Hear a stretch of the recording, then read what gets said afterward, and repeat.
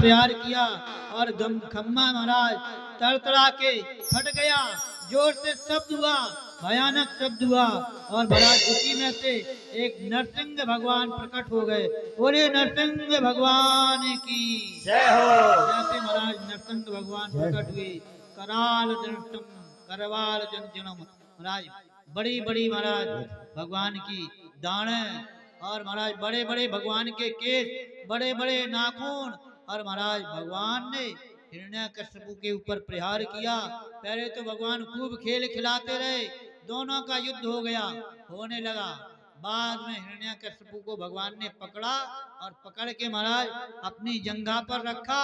बोले आज मैं मारूंगा। तू मेरे भक्त को कहता था कि मैं तुझे मारूंगा, आज तुझे मैं मारूंगा। जैसे भगवान ने कहा, अब तो महाराज जोर जोर से हंसने लगा। अंदर डर था लेकिन ऊपर से हंस रहा था। बोले नहीं, मैं मरने वाला नहीं हूँ तुझसे, तुम चाहे जितना प्रयास कर लो। बोले क्यों? बोले हमने ब्रह्मा जी से वरदान मांगा। बोले आज वरदान को भी याद कर लो, क्या क्या वरदान मांगे। बोले हमने भगवान से वरदान मांगा कि मैं ना मनुष्य से मरूं ना पशु से मरूं। बोले देखो हमको जरा गौर से देखो, हम मनुष्य हैं कि पशु हैं। अब हिरण्यकश्यप ने देखा भैया चेहरा तो शेर का है और नीचे का शरीर मनुष्य का। बोले ना महाराज, तुम शेर हो, ना सिंह हो और ना नर हो, महाराज आप तो आधे आधे हो। बोले देखो ब्रह्मा जी के बनाए हुए नहीं है। बोले ना। बोले देखो हमने और वरदान मांगा। बोले क्या? बोले ना दिन में मरू ना रात में। बोले देखो तुमको अभी संध्या समय अभी मारूंगा, ना दिन है ना रात में। बोले ना मैं भीतर मरूंगा ना बाहर। बोले चिंता मत करो, तुम्हें दिल्ली पे मारूंगा। दिल्ली पे नरसिंह भगवान का पूजन होता है, इसलिए दिल्ली पर जो है बैठना नहीं चाहिए। दिल्ली का पूजन करते लोग, इसीलिए नरसिंह भगवान ने दिल्ली पर बैठ के उसको मारा। बोले देखो हमको और भी वरदान मिले। बोले क्या? बोले ना मैं अस्त्र से मरूंगा ना शस्त्र से।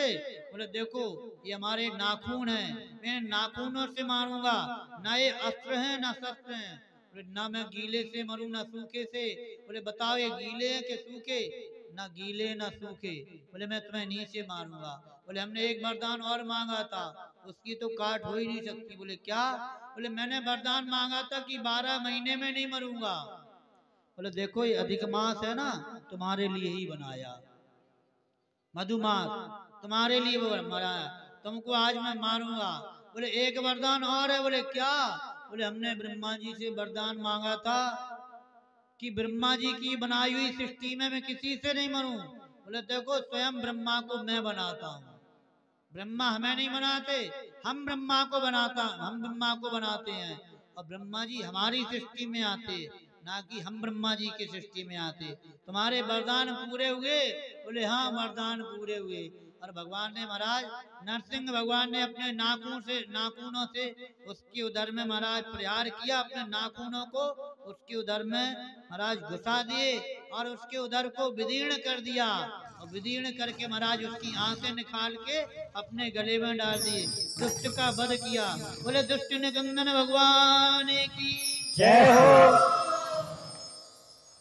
यहाँ भगवान बड़े क्रोध में थे, इतने क्रोध में थे। अब भगवान जो गले में उनकी आंखें डाल के सिंहासन पर जाके बैठ गए, अब किसी की हिम्मत ना पड़े भगवान की स्तुति करने। तो पहले देवता गए, देवताओं उनको भगवान ने फटकार दिया। ब्रह्मा जी गए, ब्रह्मा जी बोले भैया हम नहीं जाएंगे। शंकर भगवान बोले हम नहीं जाएंगे। सब लोग गए, बोले किससे मानेंगे? लक्ष्मी जी से कहा कि भाई तुम जाओ, तुम्हारे तो पतिदेव हैं। बोले हाँ हाँ हम जाएंगे।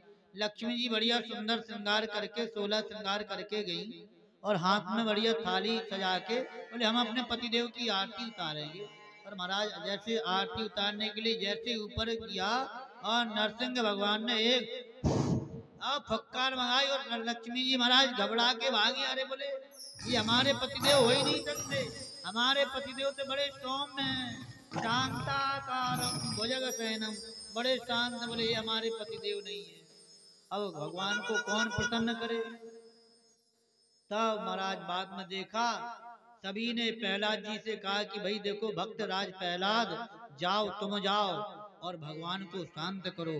भगवान ने जो है भगवान के पास प्रहलाद गए, भगवान ने प्रहलाद जी को गोदी में उठाया और गोदी में उठाकर भगवान उनको चाटने लगे। देखो पशु होते, पशु अपने प्रेम को दिखाते हैं कैसे, गाय का बछड़ा होता ना तो गाय चाटती है, भगवान का मुख तो पशु का है ना, तो भगवान प्रहलाद जी को चाटने लगे प्रेम से, उनको आशीर्वाद दिया, सिंहासन पर बैठा दिया। बोले कोई बात नहीं, अब तुम राज्य करो। बोले नहीं, देखो हमारे पिता ने राज्य किया तो राज्य मद आ गया। बोले कोई बात नहीं, अब हम इस आसन पर हम बैठ गए। तभी से पहले आसन होते थे, फिर बाद में कहने लगे सिंहासन, अर्थात सिंह नरसिंह उस पर विराजमान हो गए तो हुआ सिंहासन। बोले कोई बात नहीं, अब तुम बैठो, अब कोई बात नहीं। तो महाराज प्रहलाद जी बैठ गए और फिर महाराज वहाँ खूब राज्य किया। प्रहलाद जी का सुंदर चरित्र है, और भी आगे कथा है।